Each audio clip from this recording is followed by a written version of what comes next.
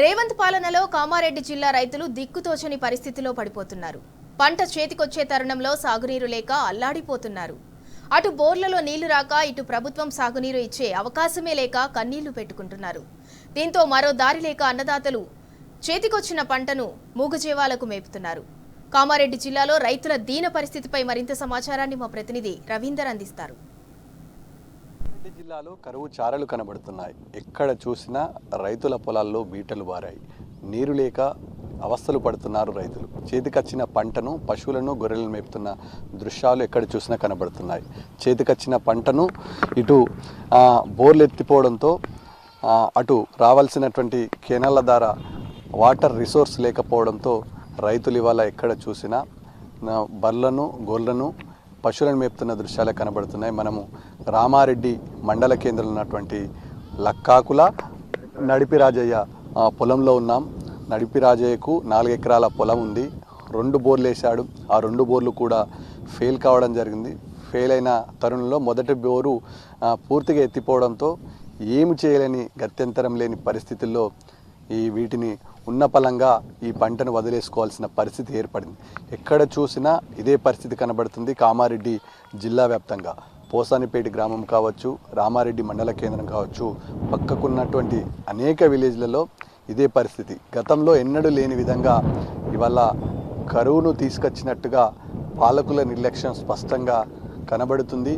అటు చెరువులను పూర్తి స్థాయిలో వాటర్ని సమృద్ధిగా ఒడిసి పట్టడంలో, చెరువులను నింపడంలో, భూగర్భ జలాలను పెంచడంలో అధికార యంత్రాంగం పూర్తి స్థాయిలో విఫలం కావడం వల్ల, నిర్లక్ష్యంగా వ్యవహరించడం వల్ల రైతాంగం ఇవాళ ఒక ఇబ్బందికరమైన సిచ్యువేషన్లోకి ప్రభుత్వం నెట్టివేయడట్టుగా స్పష్టంగా కనబడుతుంది. కాలువలను పూర్తి స్థాయిలో మరమ్మతులు చేసి ఉంటే ఉన్న వాటర్ని చెరువులలో సమృద్ధిగా నింపాల్సి ఉంటే ఇలాంటి పరిస్థితి వచ్చేది కాదని రైతులు ఆవేదన వ్యక్తం చేస్తున్న సందర్భం స్పష్టంగా కనబడుతుంది. మనం ఓ రైతుతో మాట్లాడించే ప్రయత్నం చేద్దాం. ఏంది పరిస్థితి, క్షేత్రస్థాయిలో ఇలా ఉంది, ఎందుకు పశువులకు మేతగా ఈ మారింది వరి అనే అంశంపై నాకు తెలుసుకునే ప్రయత్నం చేద్దాం. మీరు చెప్పండి, కళ్ళ ముంగటనే చేతికొచ్చిన పంట దాదాపు పుట్ట దశకు ఉంది. రేపో మాపు ఒక తడి వచ్చుంటే ఈ పంట క్రాప్ చేతికొచ్చే పరిస్థితి ఉంటుండే. పశువులను మేపుతున్న సందర్భం ఒక హృదయ విదారకమైన ఘటనలు కామారెడ్డి జిల్లాలో, ముఖ్యంగా రామారెడ్డి మండలం పోసానిపేట కానీ రామారెడ్డి మండల కేంద్రం కానీ ఇదే పరిస్థితి ఉంది. వాటర్ రిసోర్స్ లేక ఇబ్బంది లేదు. ఎన్ని బోర్లు వేశారు, పరిస్థితి ఏ విధంగా ఉంది, ఏంది ఓవరాల్గా రైతాంగం ఎదుర్కొంటున్న సమస్యలపైన ఏమంటున్నారు? మేము ఇప్పటికీ 495 451 రీసెంట్గా వారం కింద వేయడం జరిగింది. దానికి 1,20,000 ఖర్చు అయినాయి. ఇంతకుముందు గత 10 సంవత్సరాలు ఎందుకు వేసామంటే కూడా రైతులము 10 సంవత్సరాలు మేము వేసినప్పుడు మధ్యలో వర్షాలు పడి వాటర్ సమృద్ధిగా ఉండి మా బోర్డు ఎత్తిపోలేదు. పంట పండుతుందని ఆశతో వేసినాం. అప్పుడు పండింది. ఇప్పుడు ఈసారి మొత్తం ఒక ఎకరానికి 30,000 పెట్టుబడి పెట్టి కూడా మొత్తం ఎండిపోయినాయి. అది ఎండిపోడు లాస్ట్ చెరుపొట్ట దశలో ఉంది కాబట్టి బోరు పడుతుందేమని కూడా తీసుకొచ్చి మరి అప్పులు తీసుకొచ్చి మరీ వేసినాం. అంతే ఫలితం లేకుండా అయిపోయింది. 2 బోర్డు ఫెయిల్ అవ్వడం జరిగింది. ఏం వట్టిగా పోతే ఎందుకని చెప్పేసి గొర్రె వాళ్ళని మేపుకోమని చెప్పడం జరిగింది. నష్టం వాటిల్లుతుంది కదా. ఇప్పుడు దాదాపుగా ఒక ఎకరానికి ఇప్పటి వరకే 30,000 నుంచి 35,000 40,000 లాగోడు అవుతుంది. ఇప్పుడు కళ్ళ ముంగట రేపు భవిష్యత్తు బాగుంటుంది అనేది భరోసాతో వేసారు. కళ్ళ ముంగటనే పంట నష్టం వాటిల్లుతుంది. మళ్ళీ బోర్లు వేసుకుంటున్నారు, తడిసి ఇబ్బంది అవుతుంది. ఈ ఇబ్బందిని ఎట్లా ఎదుర్కొంటారు? మళ్ళీ తర్వాత ఇప్పుడు వచ్చే వానాకాలంలో కూడా ఇదే పరిస్థితి ఉత్పన్నమైతే ఏంది పరిస్థితి? గవర్నమెంటే రైతులకు మీద స్పందించి తగు చర్యలు తీసుకొని మన భూగర్భ జలాల ఇన్ఛార్జి కానీ ఇప్పుడు మన చెరువుల శాఖ ఉంటుంది కదా సార్, వాళ్ళు కూడా స్పందించి దీనికి నష్ట నివారణ చర్యలు ఎట్లయితే బాగుంటుంది, ఏ పంట వేయాలనేది మొత్తం సబ్సిడీ ఇచ్చి గవర్నమెంట్ రైతులను ఆదుకోకపోతే అందరూ ఆత్మహత్యల శరణం అవుతాయి. గవర్నమెంట్ దీని మీద ఖచ్చితంగా చర్యలు తీసుకోవాలని రాష్ట్ర వ్యాప్తంగా ఎక్కడ తిరిగినా, ఇప్పుడు ఏ విలేజ్ మా దగ్గరనే కాదు ఎక్కడ తిరిగినా కానీ పంట ఒక్క దగ్గర కూడా తడి లేదు. దానివల్ల నష్టపోతున్నాం. ఏం చేస్తాం ఇప్పుడు? ఎట్లాగో ఇందాక వచ్చింది కదా అని చెప్పేసి ట్యాంకర్ తీసుకొచ్చి కూడా పోసినాం. అంతేనేది ఆగుతలేదు కాబట్టి బంద్ చేసినాం. ఊపుకున్నాం. నిన్న 2 ట్యాంకర్లతో వాటర్ పెట్టినాం. ఏమైంది మరి? నీళ్లు వాగుతలేవు కదా. ఎన్నంటే తీసుకొస్తాం. ఒక ట్యాంకర్ 1,500 2,000 తీసుకుంటారు. అట్లా ఒక 5 ట్యాంకర్లు వస్తే 10,000 పోతాయి. అందులో వన్ డే మడిలో ఎన్ని వస్తే 2,000 కూడా రావు.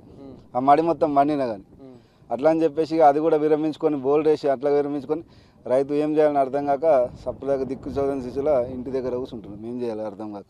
ప్రమాదవశత్తు రైతు చనిపోయినా కానీ ఇతరత్ర ఏదైనా ఇబ్బంది జరుగుతుంటే ఇంతమూల కేసీఆర్ టెన్షన్గా 5 లక్షల రూపాయలు వారం రోజుల్లో మీ ఖాతాలో ఉంటుంది.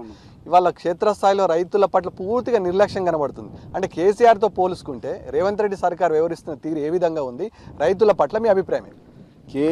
కేసీఆర్ చేసిన దాంట్లో వీళ్ళు 10 పైసలు కూడా చేయరు కూడా, ఇన్ ఫ్యూచర్లో కూడా కాదు వీళ్ళతోని. కేసీఆర్ ఒక ప్రణాళికబద్ధంగా అధికారులను ఆదేశించి ఒక లెక్క ప్రకారం నడుచుకుంటారు.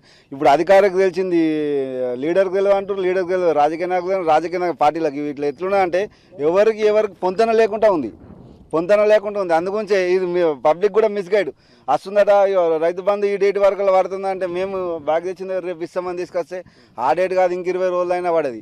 అటువంటిప్పుడు రైతు ఏం చేస్తాడు, అరే నువ్వు మనిషివా కాదు, ఊర్లలో ఎట్లుంటాయి, ఎవరు నువ్వు చెప్పిన మాట లేదు నీవేమిటి ఏం చేయాలంటే డైరెక్ట్ ఆత్మహత్యలే శరణ్యం అన్నట్టు చేస్తారు. గవర్నమెంట్ దగ్గర వ్యవహార శైలి ఇప్పటికైనా మారి రైతు బాగు గురించి ఎలాంటి ప్రణాళికలు వేయాలో అధికారులను, పాత సలహాదారులను, వ్యవసాయ సలహాదారులను తెలుసుకొని మరీ ఒక వ్యవస్థ నడిపేయాలని కోరుతున్నాం. ఇప్పటికైనా స్పందించాలి రేవంత్ రెడ్డి గవర్నమెంట్ అని కోరుతున్నాం. ప్రభుత్వం ముందుగా క్షేత్రస్థాయిలో రైతులను పూర్తి స్థాయిలో అలర్ట్ చేసి ఉంటే బాగుంటుండే. ప్రభుత్వ నిర్లక్ష్యం వల్ల ఇవాళ పూర్తి స్థాయిలో రైతాంగం ఇబ్బంది పడుతుంది. ఎక్కడ చూసినా వందలాది ఎకరాల్లో ఇదే దృశ్యాలు కనబడుతున్నాయి. ఇంకా ఎండలు ముదిరితే పరిస్థితి అత్యంత సీరియస్గా ఉండే ప్రమాదం ఉంటుంది.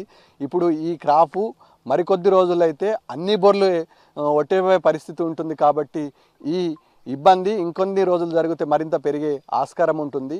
పెరిగిన వరి పంటను పశువులకు మేతకు మరింతగా అవసరానికి ఏర్పడే ప్రమాదం ఉంటుంది. కాబట్టి అటువైపున అధికార యంత్రాంగం కూడా దృష్టి సాధించి నష్టపరిహారం చెల్లిస్తే బాగుంటుందనే అభిప్రాయం సర్వత్రా రైతుల నుంచి వ్యక్తమవుతుంది. రైతులను ఎవరైతే ఇవాళ పశువులను మేపుతున్నారో పొలాల్లో రైతులు ఒకటే డిమాండ్ చేస్తున్నారు, ప్రభుత్వం మానవతా దృక్పథంతో వివరించి తక్షణమే ఆర్థిక సాయంతో పాటు భరోసా కల్పించాల్సిన బాధ్యత ఉందని చెప్పిన సందర్భం స్పష్టంగా కనబడుతుంది. ఈ నేపథ్యంలో పంట నష్టపోయినటువంటి రైతులకు, క్రాఫ్ను ఈ విధంగా పశువులను మేపుతున్న రైతులకు ప్రభుత్వం ఆదుకోవాలని డిమాండ్ చేస్తున్న సందర్భం స్పష్టంగా కనబడుతుంది.